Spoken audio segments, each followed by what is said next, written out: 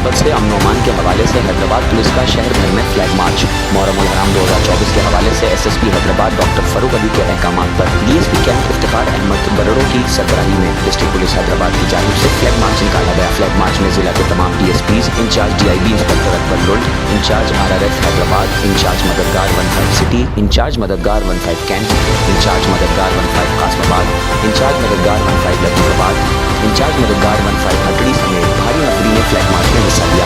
Flag march का आगाज police headquarter से हुआ, जो शहर की अहम शाहराहों और मकामात से होता हुआ पुलिस हेडक्वार्टर हैदराबाद पर इख्तिताम पजीर हुआ। मुहर्रम उल हराम के हवाले से जारी फ्लैग मार्च का मकसद मुहर्रम उल हराम के दौरान आवाम के अंदर एहसास तहफ़्फ़ुज़ पैदा करना है। हैदराबाद पुलिस ने मुहर्रम उल हराम के हवाले से सिक्योरिटी प्लान को अपनी शक्ल दे दी है और उम्मीद है कि गुज़िश्ता साल की तरह यह मुहर्रम उल हराम भी पुरअमन गुजरेगा।